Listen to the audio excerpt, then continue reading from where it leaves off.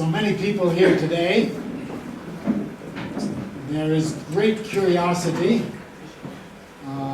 and some anxiety, I'm sure, about the developments in Mexico.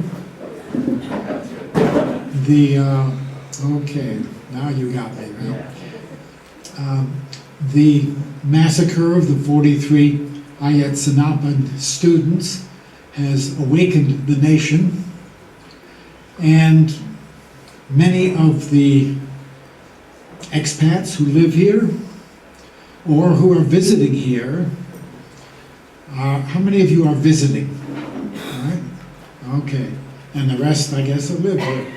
That's a good mix. You need to know more about what's going on in Mexico and the role of the United States in creating the situation that exists here in Mexico. So we have brought a speaker who is probably one of the main authorities around on this topic. Laura Carlson is based in Mexico City.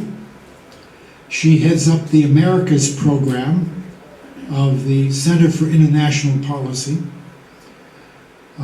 and writes regularly about Mexico as well as affairs in the rest of the Americas.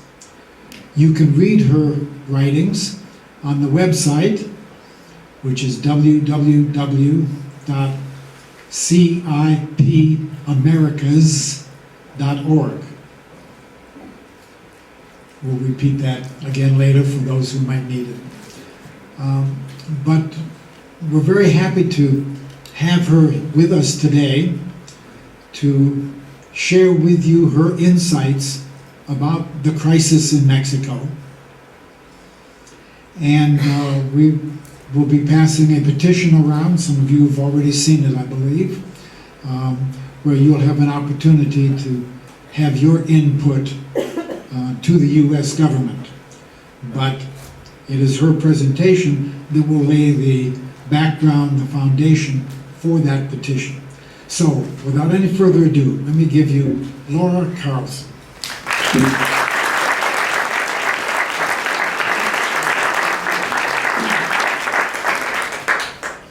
Well, thank you all so much for being here. It's always a pleasure for me to be here in San Miguel and to be able to have a dialogue with the people here and to see the level of concern and awareness that exists is really, really encouraging. Now, I want to make sure, in fact, that we have enough time, I brought my phone because I don't have a watch, to have a good discussion afterwards. So I'm going to try to keep it relatively short and then open up for questions and comments. But I want to lay out a few ideas on the table as well as, first of all, just kind of run down through the facts. Because we've been seeing this in the news every day. In Mexico City, there isn't a day that goes by without some type of demonstration or action, particularly in the universities. We're looking at a real youth-led movement, although one of the things that's extraordinary about it is the number of other sectors that have gotten involved since September 26th. 43. The number 43 has now become a turning point in Mexican history. We still don't know where it's turning to, but everyone knows the number 43. What happened was on September 26th, at about 8 o'clock at night, 3 busloads of students from the Ayotzinapa Rural Teachers College were going out of the city of Iguala. They were surrounded by police officers, patrol cars, and the police officers opened fire as the students got off the buses. During that confrontation, there were several students who were shot. One of them continues to be virtually brain dead, as I understand it, in the hospital. Another was killed. The students got reinforcements that they had they called the school, and other students from the school came down to help out, and then they were organizing a press conference to talk about what had happened to them, still in the same place, but now close to midnight, when there was another armed attack on the students and more students were killed. Students went running. This was by an armed commando, no longer in police uniforms. And this is where one of the students, Julio Cesar Mondragon, was found with his face stripped off and his eyes gouged out with the signs of torture. At some point between these two events, and there was a third attack on a busload of soccer players, young soccer players, who had nothing to do with the Ayotzinapa school and were presumed to be a case of mistaken identity on this certain part of the road that was being patrolled by these forces that were going after the students. At some point, probably shortly after the first attack, the students were seen, the 43 students, or number of students were seen being taken into police custody.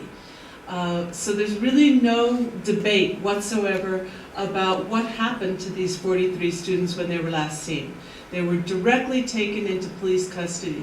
And that's our first clue as to why this case has become so important in the context of a nation which, as you know, according to official figures, and human rights groups figures are much higher, has over 22,000 cases of disappeared people. That it was so obvious that the government, a level of government, in this case the municipal government, was directly involved in the kidnapping and in the abduction of these students. So 43 students were taken. Most of these students were first-year students from the rural teachers school Raúl Isidro Burgos in Ayotzinapa. Here we have really the second reason why this case became so big and has become an historical turning point for Mexico. And that is that the rural school, the Teachers College, is part of a network of teachers' colleges. There's 16 left now, and they're originally about double that number, that were formed after the Mexican Revolution. And they had a very, very specific mandate. In the first place, they were opened up to give an opportunity to young people who were coming from very poor, campesino, and mostly indigenous communities, usually in the surrounding area, although they can come from other parts of the country as well, to have a professional career, to become teachers, to go back to their own communities or communities like them, and to offer kind of new horizons for life, not only for themselves and their families, but also for the young people who they would teach. And within their curriculum, those revolutionary ideals of social equality, of peasant rights, they were very, very important for the whole land reform. These came up during the presidency of Cárdenas, and they were part of the movement, the grassroots movement that supported the land reform that was taking place and that was implementing a lot of these revolutionary changes. And they haven't changed in terms of their ideology. In the intervening years, while the country itself, under the ruling PRI and also under the PAN governments, made a fairly radical shift away from those revolutionary ideals. A radical shift toward a neoliberal economic system, a radical shift toward privatization of many of those natural resources that were nationalized during the revolutionary period and shortly thereafter. And so there began to be growing tensions between the way that these schools were were inculcating revolutionary left-wing values among young people and the plans that the technocrats, the neoliberal planners had from Mexico from the top down. And those tensions have been expressed over the years. This isn't the first attack on Ayotzinapa or on the other schools. There have been assassinations of students. Just last year, some were run over by a truck. 2 were killed at a roadblock outside on the highway to Acapulco in 2011. The students have given on many occasions a long list of the kinds of attacks they've suffered. The state will come up and say you cannot have an incoming class. We're shutting it down. They shut down their dining hall. There have been constant efforts to defund and to eventually close down these schools. And in fact, they have closed down a lot in other parts of the country. The last one being in the state of Hidalgo, when two members of Peña Nieto's cabinets were involved in closing down that school, both the Secretary of Government, Gobernación, and the Attorney General, who's been so prominent in this case as well. So the hostility is there, and it was a well-known, and the students have been very important also in being a pillar of the student movement in particular, but in general to resistance now to the neoliberal reforms of President Peña Nieto. In particular, the education reform, which affects them directly because instead of having a certain guarantee that they can go out of the school and become teachers in their communities, they enter into this universal system of testing and evaluation that's far more quantitative and that really kind of shunts aside those values and the types of commitments that they're coming out of their school with. There are a number of reasons that they became so prominent in the resistance to the education reforms. They've also been just activists on issues throughout the country.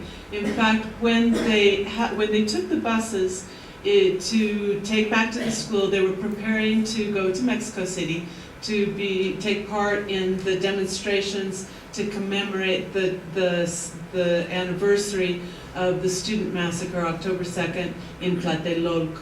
So this is kind of the tension. This is the political context that was set up. And this is what happened. And so far, these facts are, up to now, what I've said, not really debated among the two sides, which are essentially the students and the government that's involved in investigating.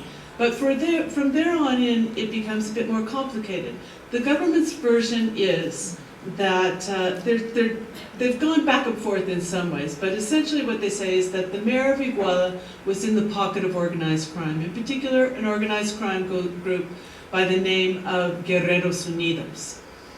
José Luis Abarca and his wife, who is actually a member of a family that was supposedly known for running this organized crime group, were sponsoring an event that night.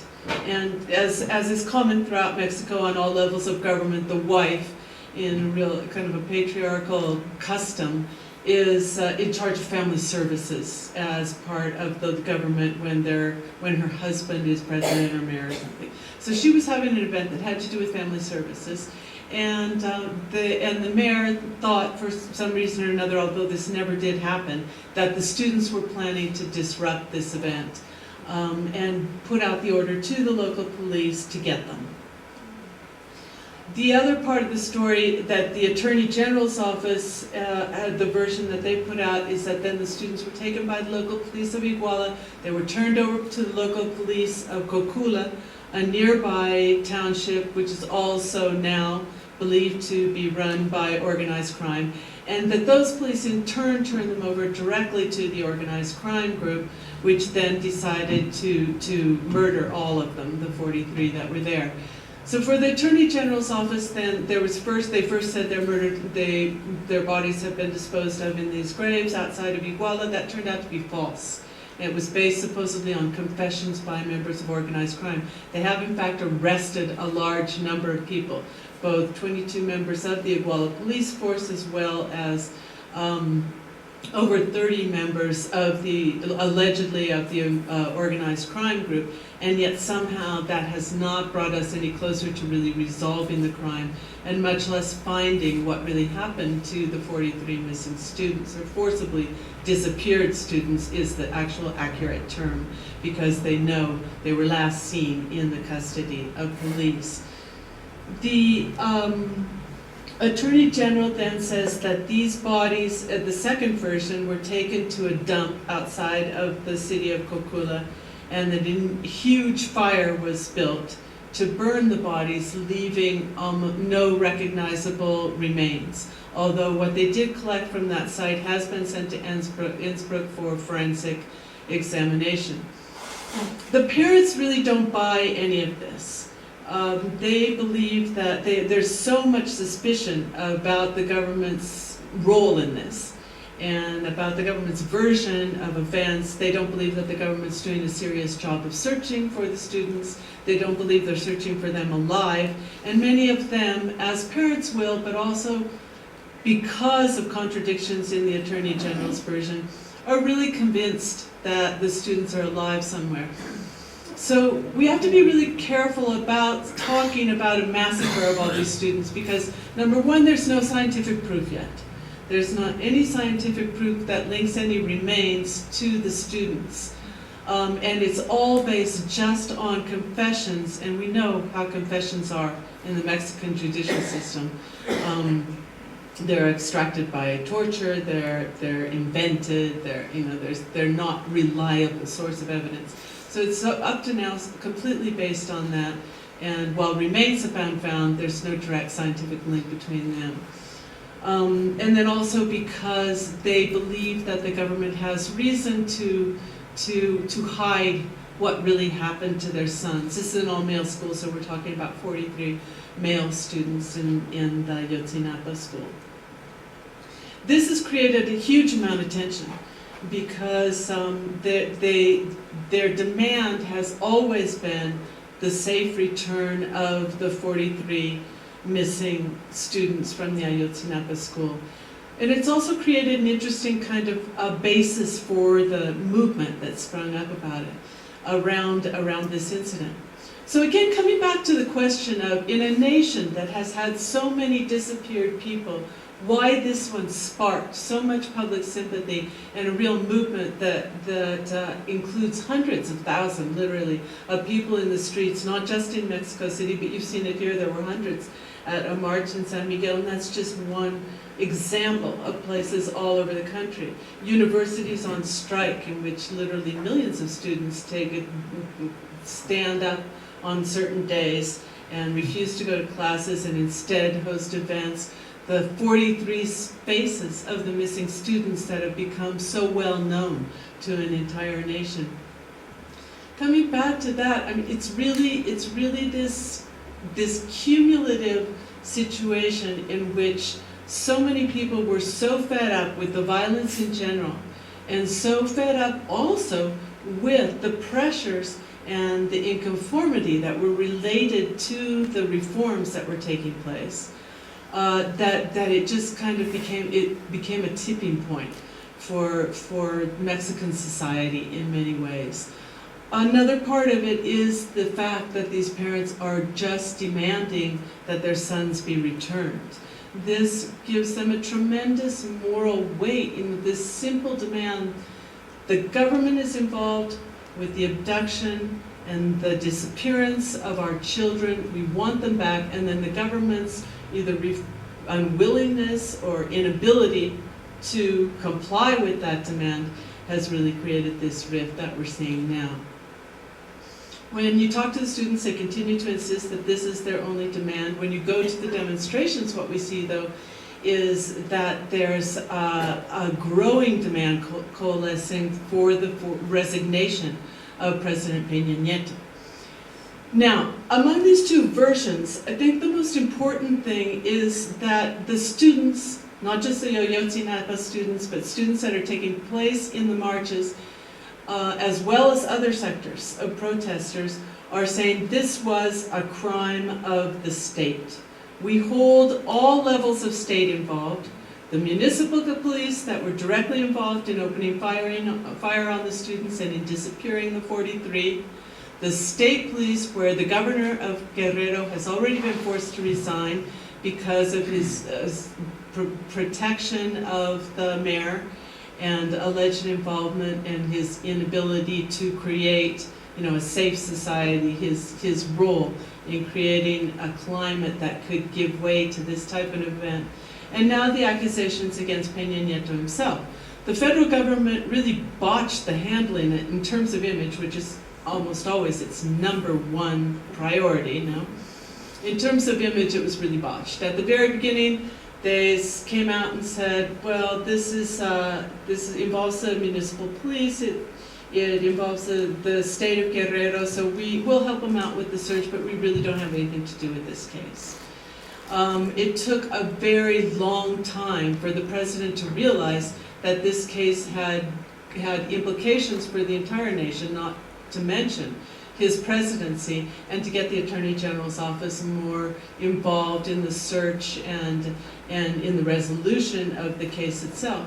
And then even then you could see that the primary concern was cleaning up his image rather than actually resolving the case, or much less finding the students. So we've seen a series of actions in that sense that have been progressively unsatisfactory for the protesters themselves.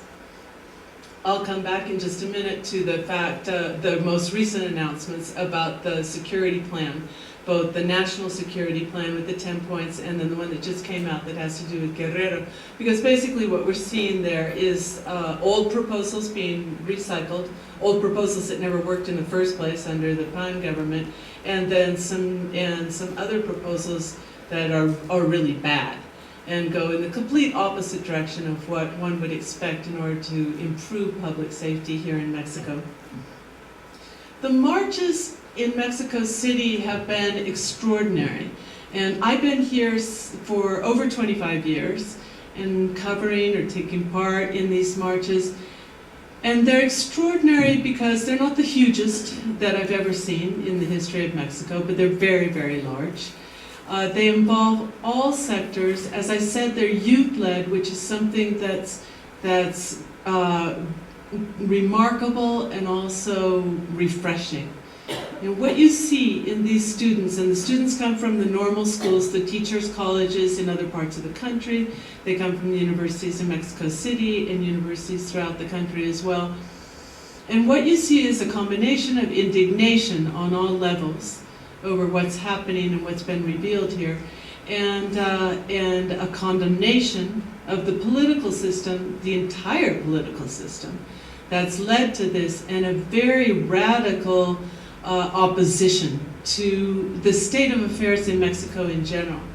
And this has to do with the point I was making earlier, that then when you call this a crime of a state, it has very, very serious implications. The government's putting forward, and they just said it again when they presented this Guerrero plan, the concept, which it's always put forward, that we have a serious problem with organized crime. They're the bad guys, we're the good guys. We have a serious problem in that some of our good guys have been corrupted by organized crime. Again, they're like the victims that have been corrupted by the bad guys, you know. And we're just doing our darndest to fight it. And what the students are saying, and what this movement finally reveals, is that's just not true. They don't believe that story anymore. They're saying the state is every bit as involved, not just in Ayotzinapa, but in the whole problem of violence and corruption in this country as organized crime is. And the students say, we can't tell where public security forces end and where organized crime begins in our communities. That's on the community level, but it can be said on an institutional level for the country as well. You can't. There's just no way you can isolate a few bad apples in this system. It's a system that's rotten to the core. That's the big thing that's come out with these demonstrations. That's what they can't hide anymore. So they continue, like today they said with the Guerrero thing, say, well, we've got a big problem, our institutions are weak and corruptible, and we're going to get rid of that problem. We're going to really attack that problem head on. Doing what? More militarization, taking over civilian government by the military, more police and police forces that just failed the vetting with nearly half, considered unreliable, and that's just a small portion that were actually tested, and the testing itself isn't even that reliable. So what we're getting is more of the same that built up this situation. Because it's not just that they let it happen, it's that they made it happen. And they made it happen, at least in part, on purpose. Why? Number one, drug dealing is big business, very big business. It's calculated that about $38 billion goes to Mexico from the illegal drug market, which has been very conveniently provided by the United States due to its consumption and its prohibitionist laws. That's $38 billion that goes straight into pockets, that doesn't pay taxes, that is completely unregulated, that can be used as slush funds for any kind of nefarious activity, that's now linked to other types of criminal activities. And so they're willing to do, both the drug cartels and the members of government that are involved, are willing to do practically anything to protect that business.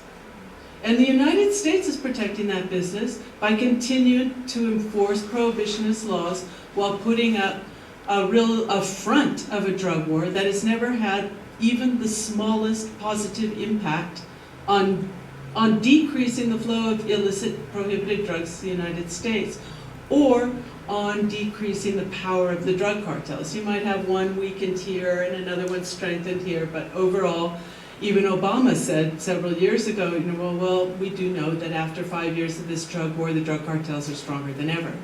And we know it even more because we're here. We're the ones who have to live with the bloodshed all the time. So this situation then, it's entirely structural. And that's a big difference between this concept of corruption and this concept of a crime of the state. So when the students go out and write, fue el Estado, on the floor of the Zócalo, and on their signs, and in their cries, what they're saying is this can't be fixed. It certainly can't be fixed by more of the same. And it can't be fixed by going after individual targets within a system. And it can't even be fixed by supposedly strengthening institutions, which is what's been the focus of, supposedly, besides the militarization, which has been a big focus of the U.S. effort so far. And there are even groups that we work with in the United States that say, no, we should help them with their police, we should help give them money for their military and their police and their institution building and their criminal system and that thing. But it's like pouring money through, it's worse than pouring money through a sieve, because when that money comes out of that sieve, which is not capturing anything in terms of a positive impact, it's really going straight to organized crime in a lot of senses. Money goes to the military, and we have over 200,000 deserters. Where are they deserting to? A lot of them are deserting to where they can carry out their same, patriarchal force policies that are typical of a military, and that is with the drug cartels. They're taking their training, their high, sophisticated U.S. training and equipment, straight over to the other side. So that's why the more we keep funding this, and the more we keep supporting it in any form, the worse the situation gets, despite all the rhetoric of here are the good guys fighting the bad guys.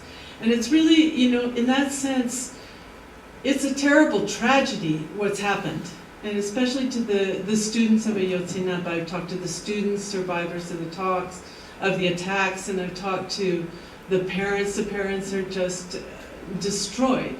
They're tired and they're angry, and of course they're very, very sad. But something has happened that could be a step forward within Mexican society, and that could finally change some of the really bad U.S. policy as well, and that is having revealed that when you talk about a crime of the state, you're saying there's something really seriously wrong with the state that has to be fixed from the bottom up and in a very, very deep kind of a way.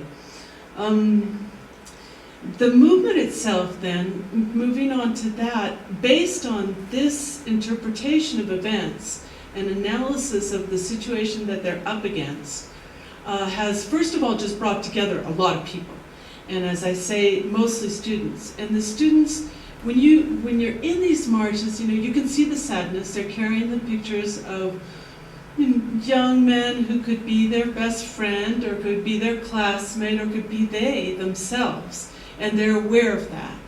But there's also a sense of exhilaration. You're in the marches and there's always a count, 1, 2, 3, 4, 5, all the way up methodically to 43, and they break into a run, and with the cry of justice. And you can feel that release, finally, after feeling like we're living in a system where we don't have much of a future, And we have every day less of a future with the reforms. We're losing now control over oil and gas. Transnationals are coming in our family, if they're campesinos, they can have their land taken away from them for concessions for oil and gas. All these changes that are producing a tremendous amount of pressure on the younger generation. And then they finally see that there's this willingness within society to break out of that, to try to do something different, and at least also to be able to express the concern that they have, the fear that they have. Many of the signs have to do with, they took everything away from us, they took everything away from us, including our fear. We've gotten to the point where we're not afraid anymore to speak out. And this in a context where what we're seeing, unfortunately, is an increasingly repressive response of the government to many of these demonstrations, with the arrests and some other signs. There's a big concern that they might be taking a tack, which of course the PRI has done in the past, of being more repressive, since they haven't made any headway in terms of quelling the social protest. It's really remarkable that after 2 months, these demonstrations just keep getting bigger. Right now, what's happening is there was a December 1st demonstration with tens of thousands of people in Mexico City. There's a big demonstration that's a symbolic takeover of the city plan for Saturday, in which campesino sectors and labor sectors will have a big role. It's a commemoration of the historic date when Zapata and Villa came into Mexico City in the revolution, and so it has a lot of power, and that's why it's being set up as this historic takeover. They've been very careful to avoid violent confrontation whenever possible, and although there's been property damage, and usually it's reserved to a small group of protesters or provocateurs. There's some evidence that there are provocateurs involved as well. There has been a real effort to keep the demonstrations nonviolent. It's one of the principles of the demonstrations that's happening now. And so they're planned in that way to try to avoid that kind of confrontation. Even what happened at the Mexico City airport there was actually decision by the universities not to have a confrontation, and just some individuals who decided to go ahead and do this. So there's a lot of responsibility built into it so far, and they've been able to keep the situation, to control the situation in the sense of not looking for any type of a violent outburst at this point at all. And I think that's certainly to be commended, and it makes it possible for the rest of society to participate more as well. And that's what we're seeing, individuals, citizens, just citizens, and then the different sectors that I mentioned before. And I think we'll see that again on Saturday during the demonstration. After December 1st, it was announced that there'll be takeovers of the municipal governments in Guerrero. Now this is an interesting tack, because so you have these municipal governments, and some experts estimate that of 81 in Guerrero, for example, 70 are very clearly in the hands of individuals with close links to organized crime. This can be said certainly of many townships in Michoacán, in Tamaulipas, and in other parts of the country. And people have always known this. I mean, the other part of the government is also saying what we need is more intelligence services, more militarization. But it's not that they didn't have this information. It comes up frequently in the case of Ayotzinapa and Iguala that the mayor of Iguala had already been charged with murder of a grassroots activist, and the case was ignored by the federal government as well. So the problem really is not knowing where there's hotspots throughout the country. The problem is this systematic impunity, which is really closer to collusion, in the sense they're not only not bringing these cases to justice, but there's a reason why they're not bringing these cases to justice. because people are benefiting from these relationships in these municipalities on the state level and on the federal level throughout the government. So they're taking over these municipalities, that's the idea, and in fact the teachers union in Guerrero has done this before. Let me just see how we're going with that. And a whole new field opens up. The students are having discussions about what's a citizen assembly. How do you run a municipality from the bottom up once you've thrown out the corrupt officials? Also, how do you do this in a context of great danger? Because, you know, organized crime is out there. People who are willing to kill are out there, you know, and how do you do it responsibly?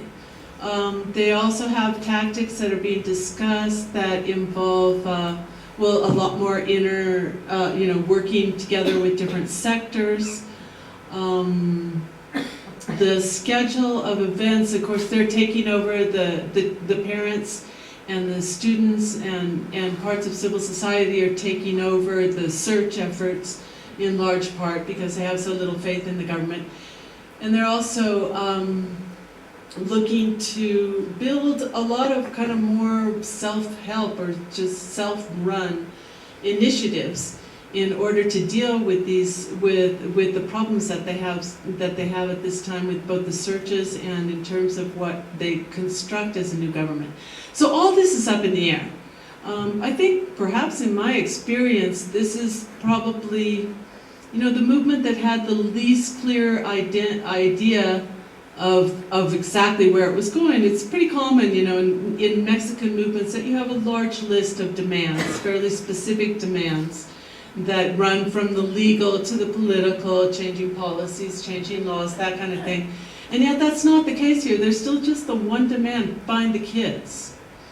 And at the same time, that one demand becomes probably the deepest demand that we've ever seen in grassroots organizing and movements here in Mexico. And that's what gives it a tremendous potential.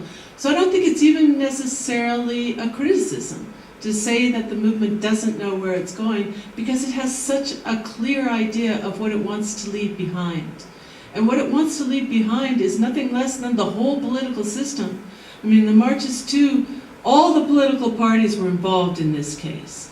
The mayor was from the PRD, the state governor, the priest involved is the federal government. The PAN set up this situation of bloodshed when it launched the drug war. Nobody from the political parties and from the political system gets out of this without being stained by this huge tragedy and crime that has occurred in Ayotzinapa, and by extension reveals, you know, the tragedies and crimes that we've known about before but never been able to put in the same type of political context as the students have now. So the signs say PRD, PRI plus PAN is narco gobierno. You know, they're very clear that there's no electoral solution to this. That what has to happen has to be much more radical. But that's about it. You know, as far as like the specifics of where you go from there, and also with this question still hanging in the air of where are the students, and how do we resolve this particular case. There's just a lot of debate going on. But that debate is precisely what Mexico needed. We needed to open up this debate. We needed to say, what do we do to completely change this downward spiral in which we've been caught for so many years now? And just before I finish up, I just want to go back to the question of U.S. involvement, because it's important. And I've given some talks to universities about this, and had discussions as well, because as they look at where do we go from here, how do you change a system that's so profoundly rotten, one of the questions has been, well, what are our limitations, of course, and that brings up what margin do we have given the role of the United States, which has become so preponderant ever since the drug war was launched. We have U.S. agents all over the country, and we have a very strong commitment, more than commitment, a very strong pressure from the United States to continue this militarized approach, which also has to do with easing the path for this second wave of transnational investment in Mexico on the basis of the expansion of mining in particular and the new concessions for oil and gas. So now this has brought up more discussions, more binational discussions, and a new movement in the United States. Just yesterday, December 3rd, there were protests in, they were going to have 43 cities for 43 missing students, and it ended up being more than 50. And they were protests of all sizes, but it's coalescing around the demand to end the Merida Initiative and funding to not just the military, because the military part of it formally is relatively low since they sent in all the big ticket military equipment at the beginning of the Merida Initiative in 2008, but to end all security aid, police and military, to the Mexican government.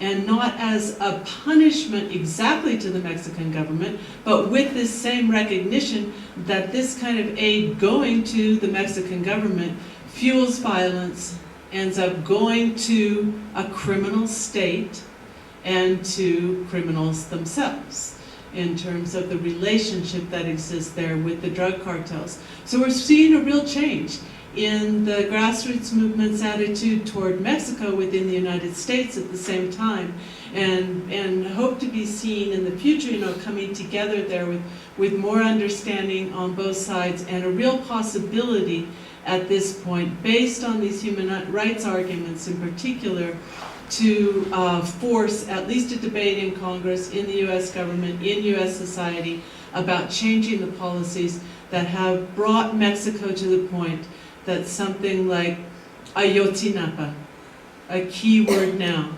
for the depths to which Mexico has fallen, could happen.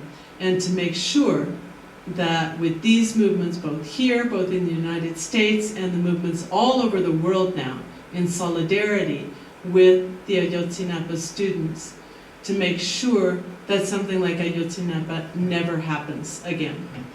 Thank you.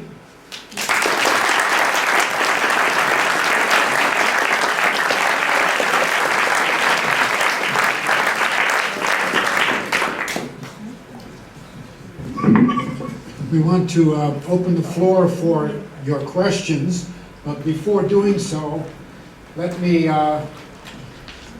pass this clipboard around.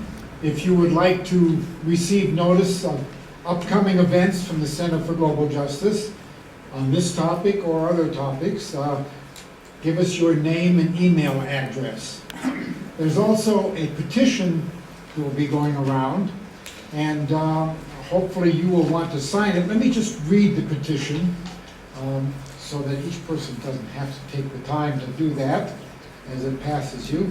This is a petition from U.S. citizens living in Mexico to the U.S. government. Stop the Merida Initiative. Stop militarizing Mexican society.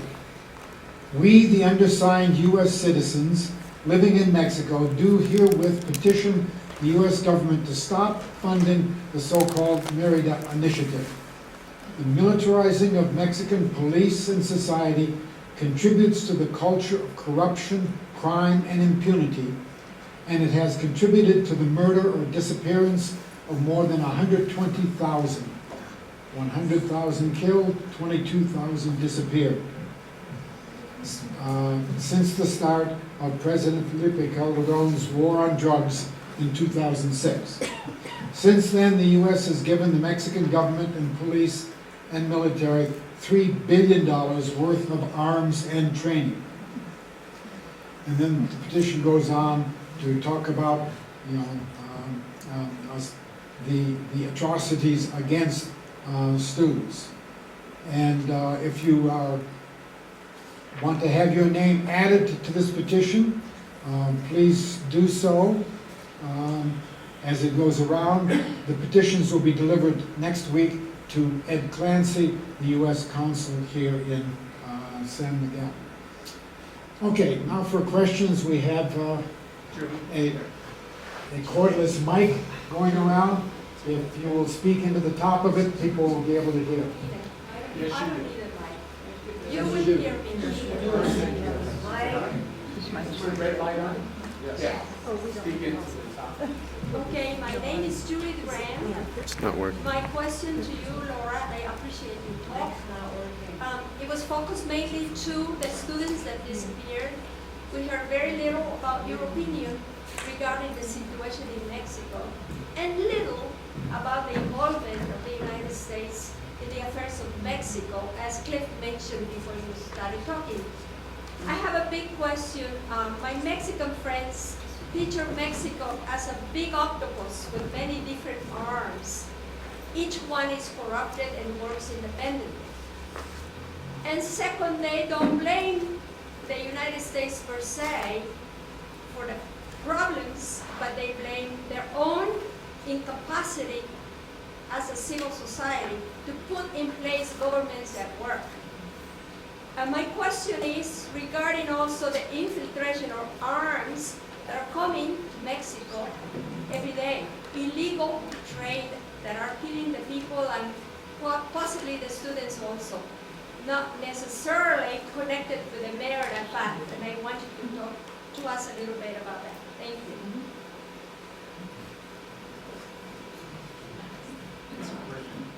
You want to take a couple questions first?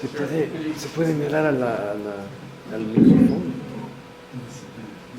Ah, sí, sí, no, puede. Yes. Could you comment on the role? Can you hear me? Yeah, I can Yes. There's a 3-position switch on that thing. Oh. Yeah, I'll repeat Comment the on the right. role of the School of the Americas, your Central and South America, a little bit, to the extent that they may be playing a similar role in Mexico. Okay, well, we'll start with these two questions, and the second question had to do with the School of Americas and their role in Central America and Mexico, and what role they've had in Mexico, and to the extent they could play into this kind of a situation. And the first one has to do with the role of the United States, and kind of who's responsible, and in part, the Mexicans, and that it has to do a lot too with the incapacity of putting into office, or the problem of putting into office people who are corrupt or corruptible. So as far as the first one, there's certainly, when we talk about the United States involvement, we're not saying one thing or the other, but something in between, in terms of, no one's saying that it's 100% Mexico's problems are 100% the problem, the fault of the United States, nor are they saying that they have nothing to do with the United States. So essentially what we're saying in the situation of the drug war, and the United States clearly had a major role in imposing the drug war, which has led to a real crisis of criminality within Mexican government on all levels, and of brutality among the drug cartels in particular, and the people that work for them. So there's a direct responsibility that we've talked about here before, in fact, of the United States in that bloodshed. As far as the specific case of Ayotzinapa, Senator Leahy just came out with a statement saying that they, I've worked very hard to make sure that no money goes to human rights violators. But again, it's the same problem that I mentioned in the context of this concept of a crime of the state, that you really cannot separate it out. And so while they're busy vetting police, who generally fail, the system itself is receiving these billions of dollars, and it's perpetuating itself and a situation that inevitably leads to cases like Ayotzinapa. The other case that's on the petition, just to mention it briefly because I didn't in the talk, is Tlatlaya, where the Mexican army executed 22 young people. They called it a confrontation, and then it turned out that at least 20, well, the versions vary somewhat, but a large number of them showed signs of being summarily executed, and then their bodies and the weapons were manipulated at the scene of the crime. And that case is under investigation. It just gives you an idea of kind of how systematic these kinds of violations are. So with Leahy, in the case with Leahy, been working with or talking with his office about this, and he has in fact suspended the Merida Initiative on occasion, not just because of human rights, but because he said we're not seeing any viable or successful strategy here. So there's a possibility, that there could be a kind of a much more serious examination of that money. But as I say, the defense companies, the intelligence companies are up on the Hill every single day lobbying to keep it going. The School of America's Watch, we have a big problem with transparency.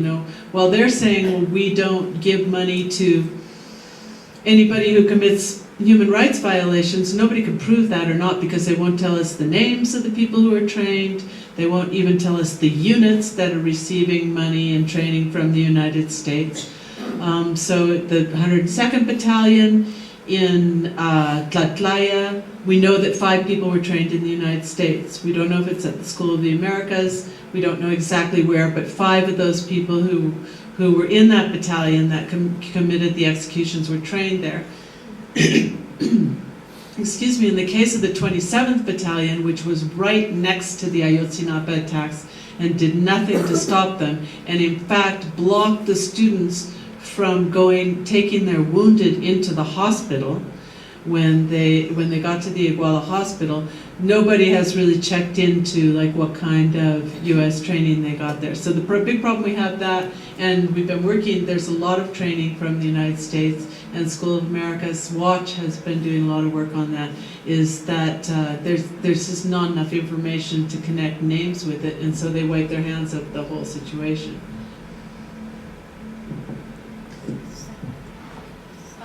You did not make any mention of the Mexican judicial system or the reforms that have been suggested. Do you have anything to say about that? Well, it's very important to talk about the Mexican judicial system, because this crisis couldn't exist without the levels of impunity that we see here, that are always considered to be more than 93% of crimes that go unpunished.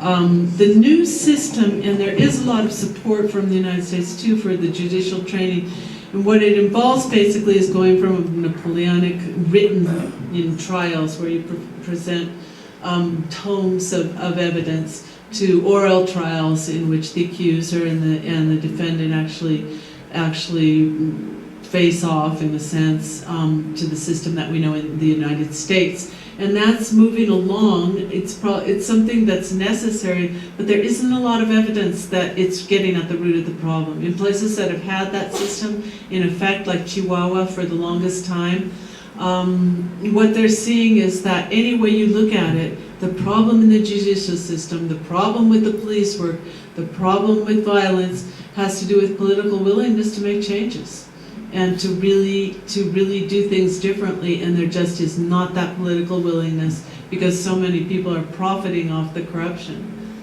So the reforms suggested by King Nieto were not effective, or?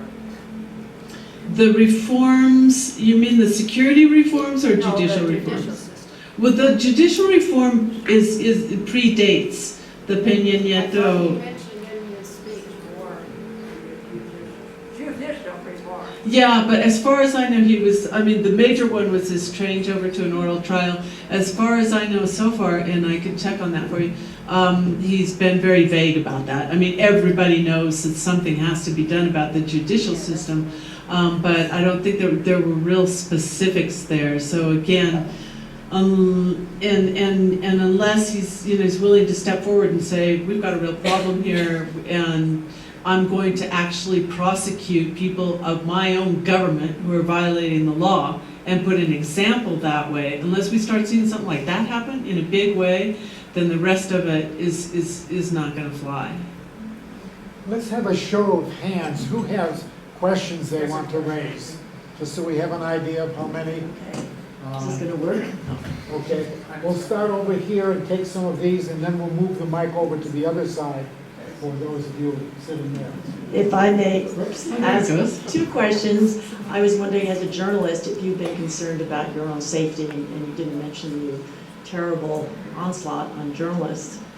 And the other question is a burning question, which I'm sure that people would have, and that is there any possible realistic way to assess how Peña Nieto would ever resign, or how could he be overthrown?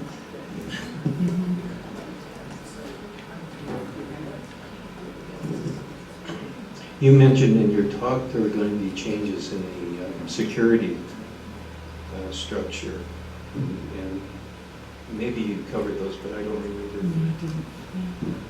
I want to get this person. There's someone behind you. I was going to ask the same question. What are Oh, the okay. chances that President Nieto will step down? Okay. Yeah. Okay, take one more over here, and then probably this one. I was just wondering, were the President of the United States and adjunct, if you were the President of Mexico, what would you do to change the situation? Okay, well, first of all, I haven't received any direct threats. And I'm careful, I work on the policy level, and one thing I really avoid, because it seems to be the most dangerous part, and it's not my area of expertise, is talking specifically about what drug cartel is doing what, where. Like the Zetas against here. And that seems to be the kind of thing that they most monitor. I'm very grateful for the local reporters who do that work. It's information that matters to society. It's not what I work in, and so it keeps me, I think, from the, so far at least, from the most dangerous areas. As far as Peña Nieto resigning, I have just no way of gauging that. I have noticed with interest the last couple of days, and again with interest because this is such the United States, what the United States does has such a strong influence here. I've noticed that Financial Times and a number, including of, in fact, like major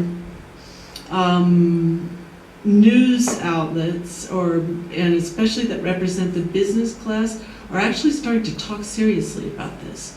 And what they're saying, which means that there may be a willingness in the United States, or even a desire, to sacrifice Peña Nieto. They really preferred the PAN, because I think the mafiosa, aspect of the PRI has always scared them a little bit. I mean, in recent years anyway. And so there may be a willingness to sacrifice Peña Nieto to preserve the system. I don't know, something just kind of keeping a watch on. Of course, he's not, and then there's talk that there's currents within the PRI that would be willing to do that as well. So if that were the case, it's conceivable. But the students have been very clear. We're not going to exchange one figure for another. I mean, the demand is fuera Peña, but every single demonstration they say that's not enough.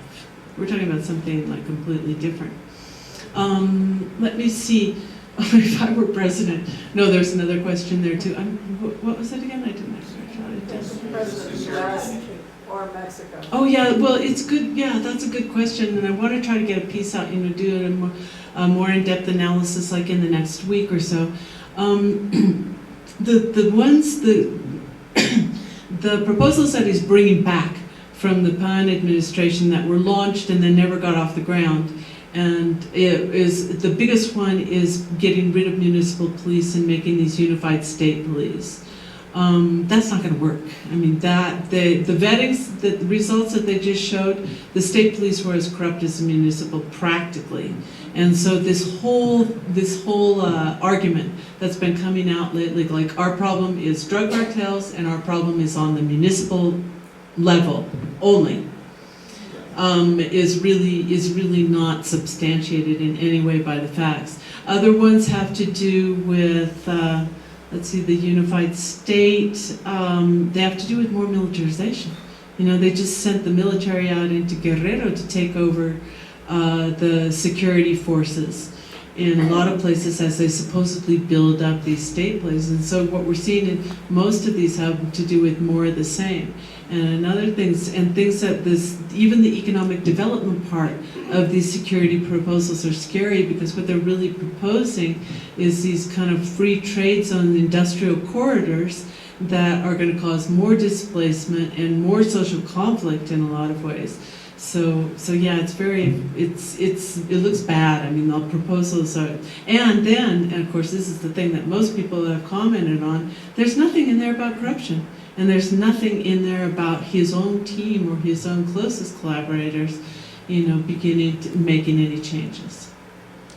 Are there So going to be areas where there's corporate control, where the state's not involved? Well, they haven't talked about that yet. I mean, the language is kind of similar to that, but like the Honduran model cities, they haven't talked about that yet, fortunately. So I think that would be, that would just make the political cost of everything. I don't think that's something that they could launch now. It's pretty radical. And then, of course, I mean, I just know a few things that I would do differently. And one of them in the United States is to cease all this security, because you fight violence with violence, you get more violence. And it's just reinforcing this same model. And the other one is to end prohibition on, not all at once, not on all drugs, not on the ones that have the most severe effect, but like in my state, Oregon was just one of the latest ones that legalized drugs. And every time you do that, you're just taking more and more money. Everyone who buys legal drugs in the United States, that money is not going to the drug cartels. And as you begin to reduce their resources, they can't buy as much arms, they can't recruit as many young people, they become weaker through the reduction of their resources in that sense. So I think that's really important. And also you get rid of this a lot of this big structure of militarization and violence, where you have this whole relationship between Mexico and the United States defined by stopping illicit substances, which is just absurd when you consider the long-standing historical, family, personal, and cultural ties that exist between the two countries. And in Mexico, it's beginning to come out that there has to be just much more respect there has to be a real rollback of most of the neoliberal policies, in the sense that they're only going to cause more social conflict, and they're only opening up more areas for organized crime, globalized organized crime now, and for transnational companies, which are also a kind of a shadow power within the system. And as long as you keep building up these shadow powers, then you have no accountability, you have no relationship with the citizens themselves that's in any way can have a democratic base. So I think the economic model in a lot of ways is really what has to change in that sense. Let's go over here. Take some over there. Is there anyone in Mexican politics who shares the views of the students and can articulate and become someone that can be rallied around and help foment change, or is the entire government of one view? Another question. Are there some other questions? We'll take a batch of questions here. Thanks. I have two sort of specific questions, or that I hope could be answered quite specifically. One is that in the actual decision that was made with respect to these 43 students, presumably by the mayor or the authorities, to have them killed, to what extent is this related to the education issue, the educational reforms, and the struggle between the old educational system and the new one? And the second question I have is, moving forward now, in terms of the people that are marching and protesting, to what extent are the middle tier power brokers involved that are typically involved in Mexican political movements? I'm talking about, for example, the guys who run the taxi syndicates or the stall syndicates that say, yeah, for $25,000 I can make sure 10,000 people show up to your thing or whatever. In other words, is this a movement that is really driven by the students, or are they tapping into the same traditional kind of opposition politics that we see every year? Thanks. Okay. Well, the first question, I don't know. I mean, there's, because all the major political parties had some role in this, including Morena, was supporting some of the people who were found to be involved in the political leaders that were close, at least, to the mayor and to people in Ayotzinapa. They've pretty much been burned, all of them. And so the students aren't likely going to be looking there for any type of leadership. Right now, the question of leadership is a big question, you know, and I think that one of the things that's come out of it is that if there is a leadership that eventually coalesces in these movements, it's going to have to come from the grassroots, because there's just too much suspicion against anyone who's had any ties, left, right, middle, anything, with the formal political system, the electoral political system itself. You know, hopefully there's some politicians in office with power who are more sympathetic to the students, there are, and who could maybe help this process or something, but they're not likely to be looked to as the leaders of the movements itself. In the movement, the education reform had, in general, you know, this is of course all speculation, because we don't know the exact motivations and how it came to be that somebody somewhere along the line decided we can disappear and or kill 43 students and kill 6 people without facing any consequences, or without facing negative consequences. But in general, what you could say is that it's pretty clear that the political system either felt itself so far above the law at this point, which I think was true of the mayor, that they didn't care, and they also felt that these students, you know, they're poor, indigenous, campesino students, and they're troublemakers. And we know that everybody thinks they're troublemakers. I mean, the state government will back us up, because they don't like them. The federal government doesn't like them. Nobody likes them, and that in some way made them expendable in the logic either of the crime group, if they were the ones who ultimately, you know, disposed of them, or in the logic of the mayor himself. The demonstrations, I think, are very different, in fact, from large demonstrations we've seen in the past, because they're not organized by political parties, and they're not even organized by, you know, traditional sectors like labor and others. So we're seeing much less, you know, most people are getting to these demonstrations by their own means, and some of the more kind of orchestrated participation that we've seen in the past is not the norm in these demonstrations. And I think, again, that's one of the big differences that we're seeing here.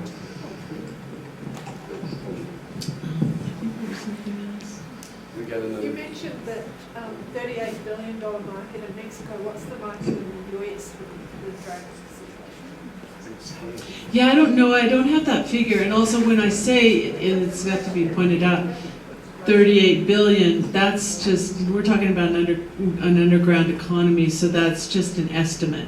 And it's kind of a middle range estimate, and actually the range is very large. So numbers, you have to be careful about numbers, because they sound so authoritative, you know, but the point is how large it is. And yeah, in the United States it's huge, and it's another thing that gets swept under the rug with this whole drug war in Mexico, is that there could be no illegal, you know, there could be no drug cartels, essentially, if a huge amount of corruption didn't exist in the United States. So going back to the question of what do you do then as President of the United States, another one besides ending prohibition is to say, okay, if we've got a problem with drug cartels and with an illegal drug market, we're gonna direct our attention here within our own boundaries, because the Mexican part, there's almost no, it's not almost none, but the percentage of consumption in Mexico is minor. All the money is being made in the United States. And you can't cross a border without going from one side into another. You know, I mean, it's not like Mexico is the big problem, and the drug cartels are some kind of contagion that goes up into the United States. So it's huge, and you never hardly ever hear anything about, you hear some stuff about reducing demand, but this whole myth of the moral superiority of the United States on these issues, just precludes any serious discussion about the amount of corruption that has to go and illegality that has to happen there to keep this market thriving. Well, aren't we on some level talking about rearranging? Oh wait, can I just say before we, as we continue the discussion, I have this hat here for the traditional passing of the hat, and we didn't talk much about what the program is, but the Americas program is a think tank. We work mostly on North-South dialogue, and political analysis that has to do with the impact of U.S. policy, not just in Mexico, but in the rest of Latin America. We have a network of writers throughout Latin America so that it provides a perspective from the South into the policy discussions in the United States. And then also we do translations. We do everything that's published goes out in English and in Spanish. So that's a work we do, and we've been doing it, and it's my work, and we've been doing it for several years now without any funding base, except for readers and supporters, because there's no more big foundations there, and we don't accept any government money from any government anywhere. So we'd like to ask people to help out. If you learned anything, if you think it's useful, the writings or anything there, and if it's a check, it would be made out to to America's program. Yeah, well, the best thing is CIP America's program. So when I'm listening and thinking about all of this personally, I feel like we're talking about rearranging the deck chairs on the Titanic. Really, you have students demonstrating, that's all great, but how much does Mexico, and of course the big brother to the north is falling apart, bought and sold and owned by corporations who have no real interest or investment in democratic processes either. But what experience does the culture have? So you bring, you demonstrate, but how can you build an infrastructure when there's absolutely no learning and or real experience around creating that? It seems like, what's going to happen is inevitably is you're going to fall into anarchy, and somehow, something will emerge, better or worse. I just would love to know how you think something can actually emerge from what's happening, as sympathetic as I am. Yeah, we were just talking about this, and what the building blocks of this kind of new process would be. And actually there are some. Even right there in Guerrero, right now the search is being carried out mostly by the community police. Well, what are the community police? These are indigenous communities that said our security forces, the traditional security forces are not working. Many of these indigenous communities now, in fact, have what they call usos y costumbres, where they have traditional, even municipal government. But in this case, the security forces are not working. They created an alternative justice system, not alternative, their own justice system. They created their own police forces, and they had significant success, not only in getting in getting rid of organized crime in their communities, but also in fighting back the incursions of mining companies that were trying to take over indigenous land in the communities. And it all started when they really realized that they would capture somebody and they would turn the cartel member over to the official police or the military, and they'd be back in the community, and they'd be back in the community madder than ever. So they began the prison system and everything. These experiences have been relatively successful. The experiences of indigenous self-government have been relatively successful. And there's been other experiences where municipalities, which are supposed to be free and self-government, governed under the Mexican Constitution, have created really grassroots democratic participation measures. So there's a history of collective organization and grassroots movements and fighting for rights in Mexico that gives a good basis to build on. The power is the problem and how you change that in such a way that you can make advances without being killed. And that's going to depend a lot on international solidarity too. That's going to depend a lot on how loud, because they are very sensitive about, they're at a point right now, if they don't get the international investment that they need to make this privatization of oil and gas especially fly, everything could collapse. The government has just offered to transnational corporations what used to be 60% of its budget. So they have to, the need to attract foreign investment is huge, which means it makes them very sensitive on the point of international image. So if there's an act of repression and people all over the world are going out in their cities in Europe, in their cities in the United States, and protesting that and saying, look what's happening in Mexico, that has an impact on the business world. They don't really care about the protesters, but that has an impact on the business world, and they do care about that. I'd like to just follow up on that last question. I was particularly interested by the comment you made that in Guerrero they're going into take over municipal governments and to recreate local authority on that basis.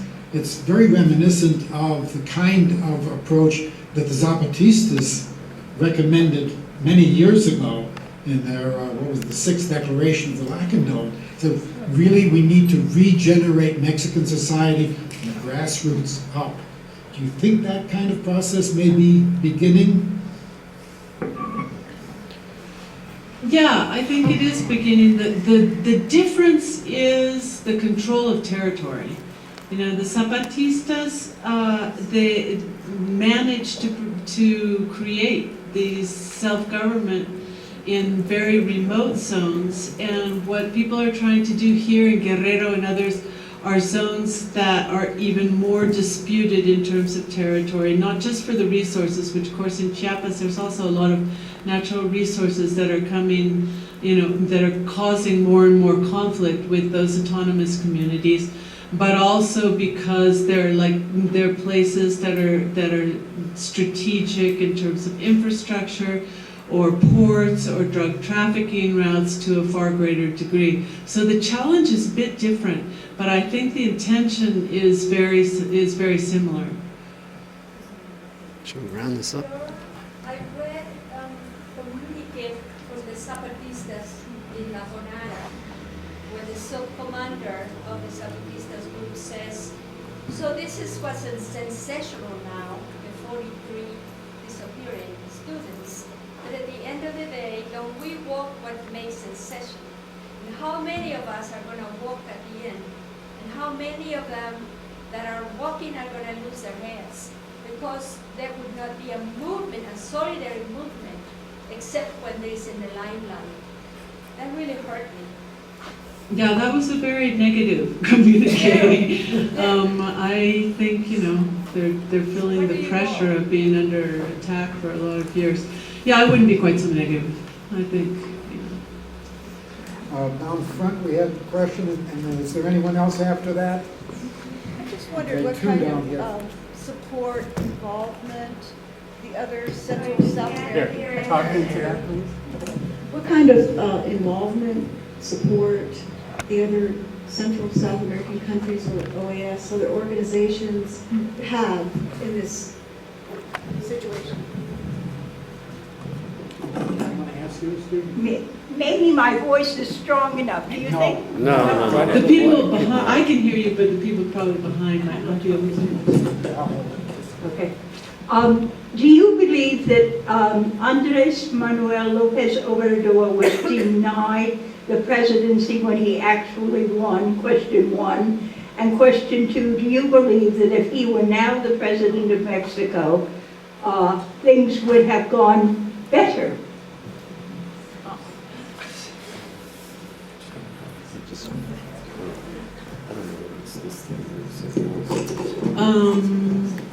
Okay, in terms of especially the the involvement of international organizations like the Inter-American Human Rights Commission, the OAS, I haven't seen a lot so far on that. But the Inter-American Human Rights Commission has been very involved in denouncing the crime from the beginning.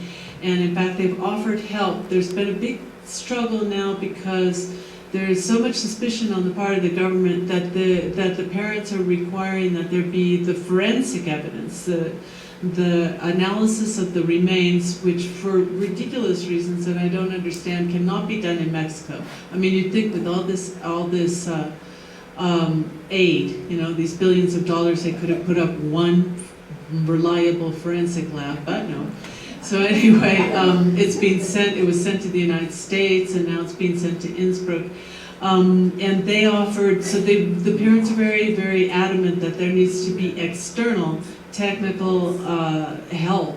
And the Inter-American Commission has offered that, and others have offered it as well, and both have reported that there has been reluctance on the part of the Mexican government, and in some place openly, you know, putting up obstacles to them to carrying out their professional activity in support of the search and the identification of remains and that kind of thing, which is quite a condemnation, and again kind of feeds into this interpretation that there's hiding something, there's something that they know and don't want other people to know, which is what the parents now pretty much firmly believe.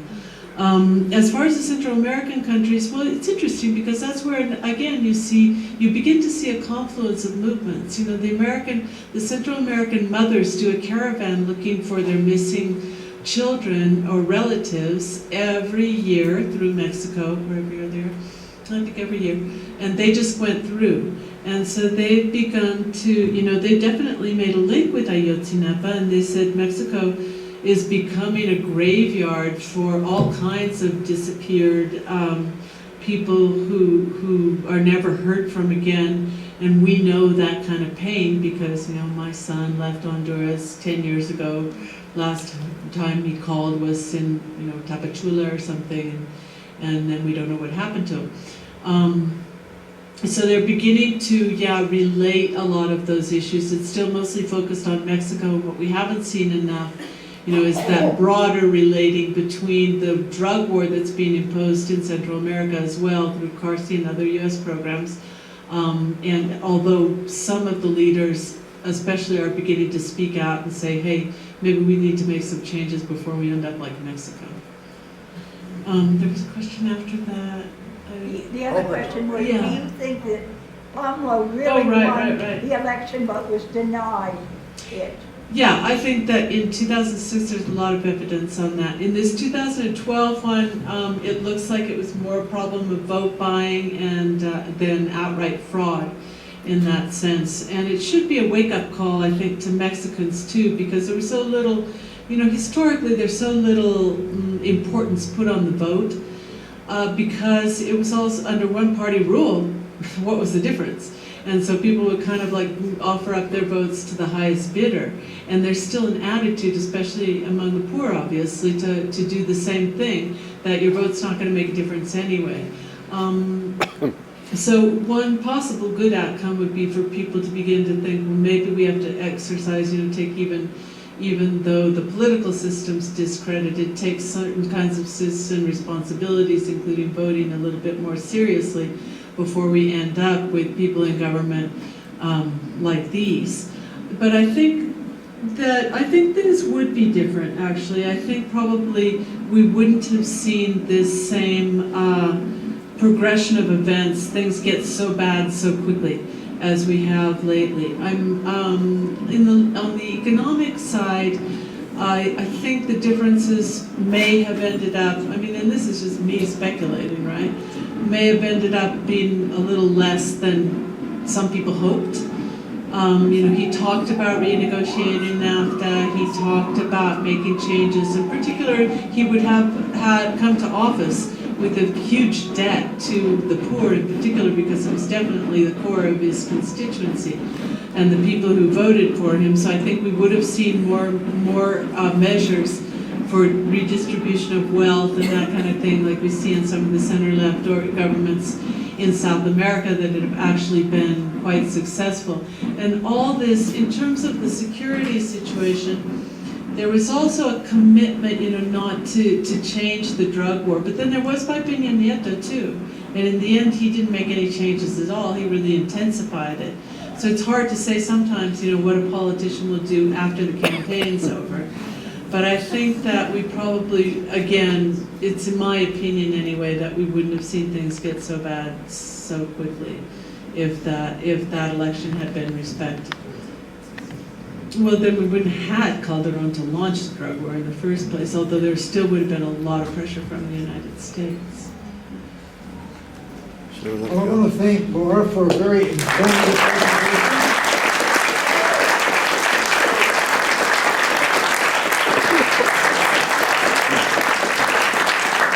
And she will be returning to San Miguel in March, speaking on women in Mexico. So keep that in mind. Can we have the website again? Yeah, it's